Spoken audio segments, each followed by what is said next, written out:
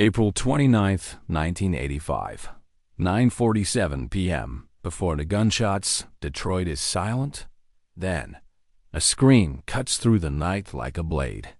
"Please, someone shot at my house. 1996 Marlowe. Please hurry." 11-year-old Frankie Lucas can barely breathe. His hands shake. His voice is cracking. Bullets ripped through the house. A house with children asleep minutes earlier. And on the floor lies 13-year-old Damian. Still, silent. Too still for any boy his age. He won't wake up.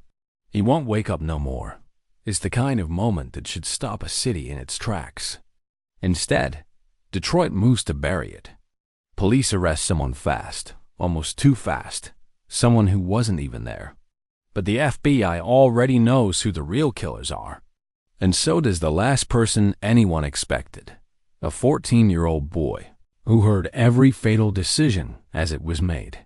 His name is Richard Wershe Jr. White Boy Rick, a boy the government turned into a weapon, then discarded the moment he became inconvenient.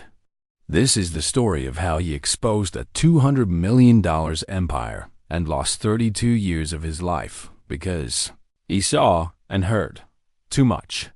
Picture a skinny 14-year-old kid walking home from school. Backpack on. No idea he's seconds away from losing everything. An FBI agent pulls beside him. That's the moment. The hinge. The fork in the road he'll never recover from. The FBI had questioned his father, but the old man couldn't identify the real players. Rick could. He knew the corners, the crews, the hierarchy of Detroit's East Side. Not because he was involved, but because he grew up surrounded by it. To the FBI, this wasn't a child. He was a door into the Curry brothers' empire, a drug organization worth up to $200 million, protected not with guns, but with politics. Johnny Curry was secretly married to Kathy Volson, the mayor's niece. That marriage came with access. And access came with protection from a man Detroit whispered about, Gil Hill, head of Detroit homicide. A political force.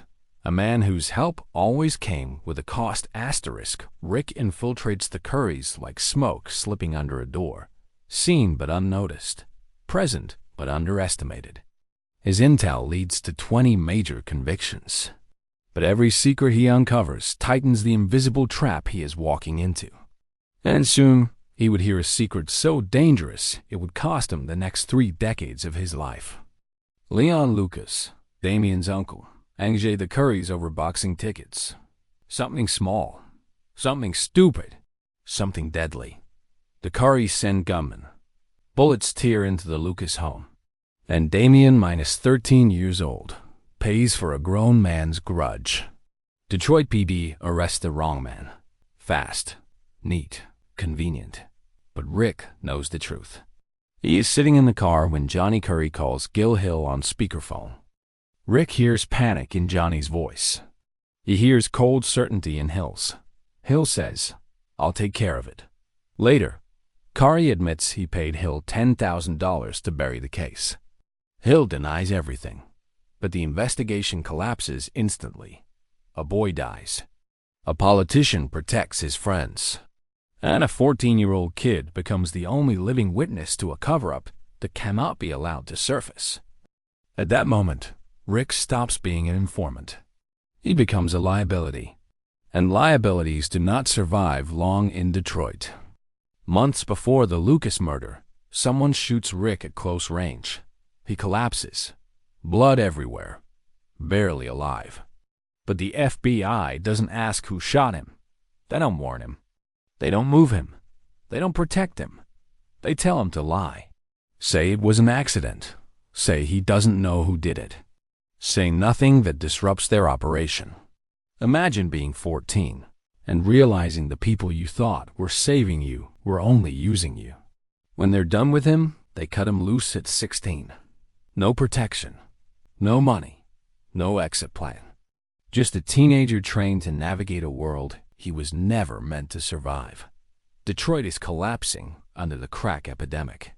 Rick starts selling to survive, not because he's a mastermind, but because the FBI taught him how the game works.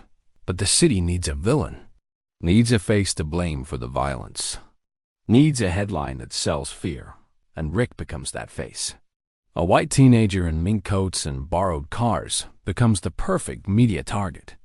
They call him White Boy Rick, a kingpin, a drug lord, a teenage mastermind. Johnny Curry laughs years later. If I was a 10, Rick was maybe a 2. But the truth didn't matter. Detroit needed a monster, and Rick was easy to turn into one. Rick is driving to his grandmother's house when police lights explode behind him.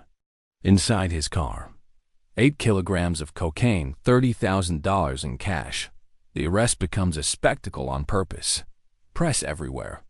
Charts labeling Rick as the top of Detroit's drug empire, a fantasy created for election season. The city wants a win. The police want a headline.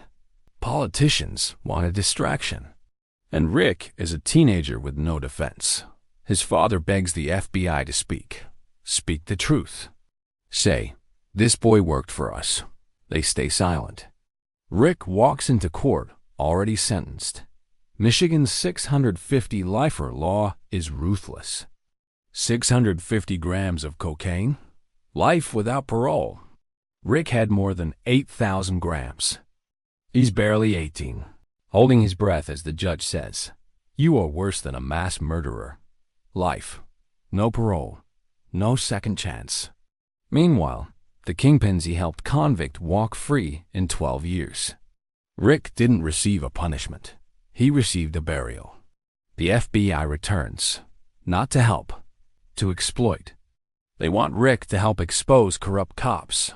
He agrees, because deep down, he still believes someone might finally help him. He helps take down more than a dozen officers, the biggest corruption bust Detroit has ever seen. His reward? Nothing, except whispers of a $125,000 hit placed on his life by men tied to the same corruption he exposed. Rick spends 32 years behind bars. His father dies. He's not allowed to say goodbye. His son grows up. He misses every milestone. He becomes a grandfather to children who don't know his face. "I watched the world evolve," Rick later says, "but I didn't get to be part of any of it." He becomes the longest-serving nonviolent offender in Michigan history because he didn't just know secrets. He knew the wrong ones. After 29 years, Rick is granted parole. He steps out free at last. And within seconds, U.S. Marshals cuff him again. Another sentence. Another punishment tied to another investigation where he was used, then discarded. It's not a mistake. It's a pattern. The White Boy documentary exposes everything. Netflix spreads it globally. Hollywood dramatizes it. Millions learn the truth. Meanwhile, Detroit honors Gill Hill with murals, plaques, applause, and Damian Lucas, still dead. Still forgotten by the system that failed him twice. Rick steps out of a halfway house, 51 years old, free, but carrying a lifetime stolen from him. A world of phones, electric cars, and social media waits for him. A world that moved forward while he sat frozen in time. He files a $100 million lawsuit against Detroit police, FBI agents, and federal prosecutors. His lawyers say, no child informant in American history was used and abandoned like Rick. The courts dismiss it. Too late, they claim. But Rick appeals anyway, because silence is the weapon that destroyed him, and speaking is the only power he has left. Rick now runs a legal cannabis company in 180 stores.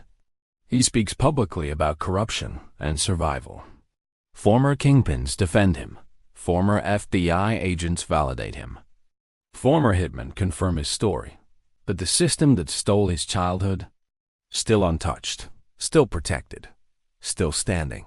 Richard Wershe Jr. White Boy Rick, a boy turned into a tool, a witness turned into a threat, a man punished for surviving the truth. And as his story closes, one thing remains painfully clear. Detroit buried the truth the night Damian Lucas died, and they buried Rick to keep it that way.